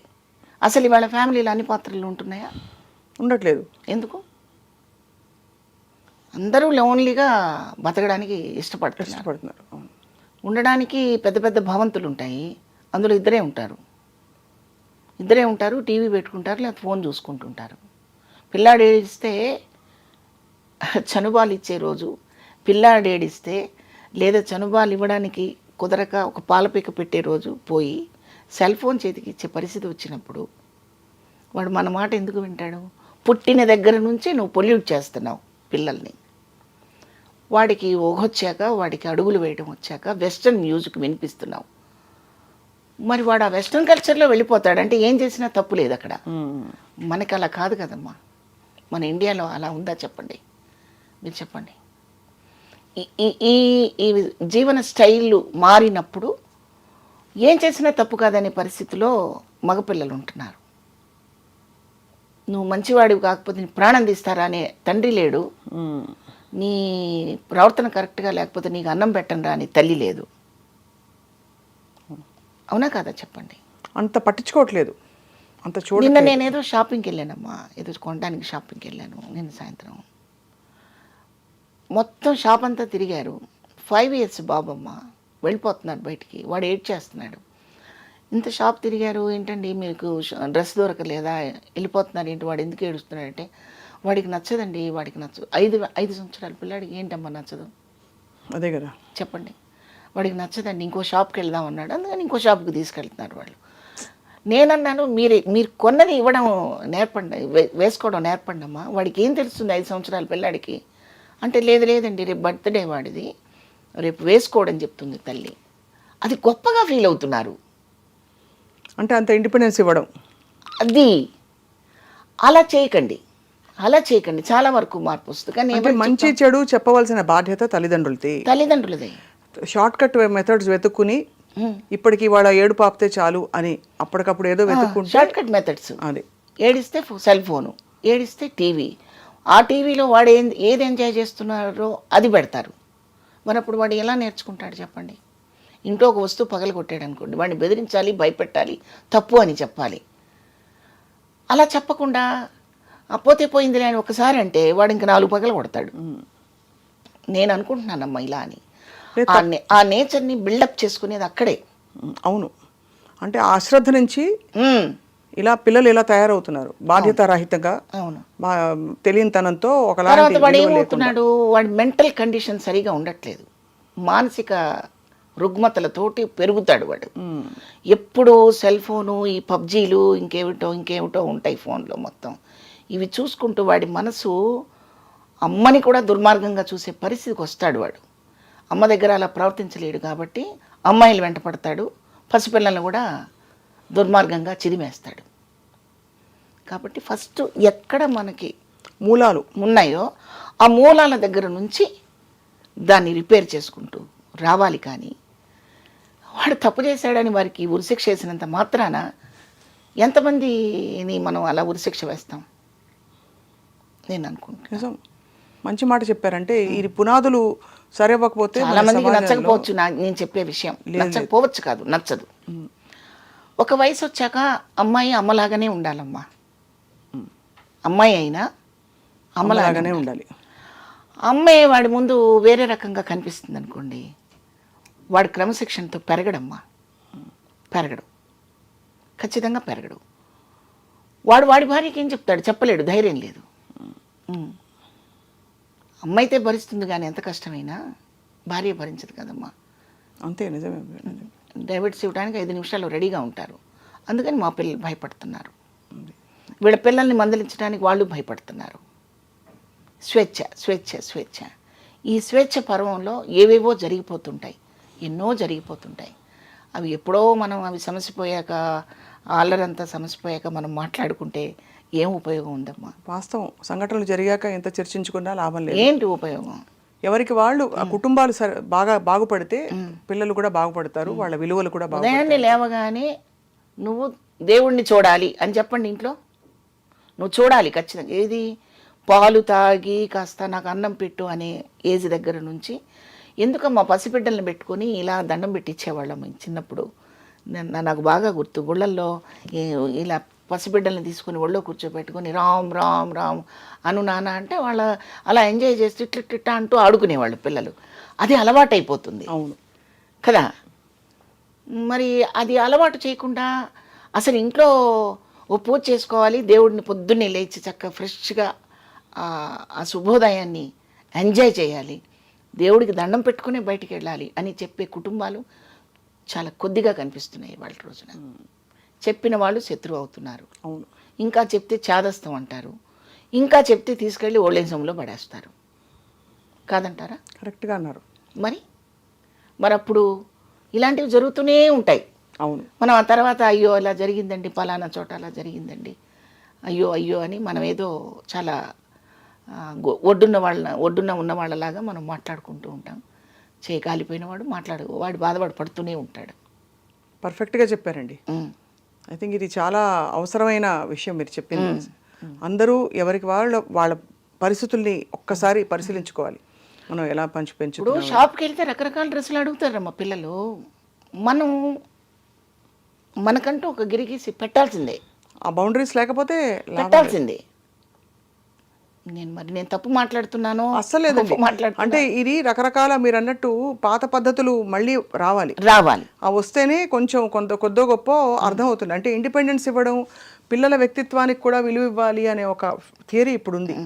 ఆ థియరీలో మనకి దానికి ఏంటంటే దానికి కూడా సరైన ప్రమాణాలు, సరైన బౌండరీస్ ఉండాల్సిన అవసరం ఉంది. ఏది పడితే అది లేదు అశ్రద్ధ చేసో షార్ట్ కట్స్ వెతుకుంటే మాత్రం ఆ పిల్లలు కూడా అలాగే. ఈ ప్రేమ వ్యవహారాల దాకా కూడా వచ్చినప్పుడు ఈ ప్రేమలు కన్నమ్మ గారి టైంలో, సావిత్రి గారి టైంలో, బి సరోజాదేవి గారి టైంలో, ఇంకా అంతకుముందు ఉన్న కాంచనమాల గారి టైంలో కూడా సినిమాల్లో ప్రేమలు, ప్రేమించుకోవడాలు, ప్రేమలు విడిపోవటాలు, ప్రేమించిన వాడి కోసమే బతకడాలు సబ్జెక్టు చాలా ఉన్నాయి. కానీ మీరు ఎక్కడన్నా వాళ్ళు వెళ్ళి హోటల్లోకి వెళ్ళి కూర్చోవడము, లేకపోతే తల్లిదండ్రులకు చెప్పకుండా వెళ్ళిపోవడం లాంటివి ఎక్కడన్నా ఏ సినిమాలన్నా మీరు చెప్పగలరా? చాలా తక్కువ. పార్కుల్లో ఉండేవి. పార్కులో లేదమ్మా ఆ పార్కులోనే కదండి స్టెప్పులు, డ్యూట్లన్నీ. కరెక్టేనమ్మా.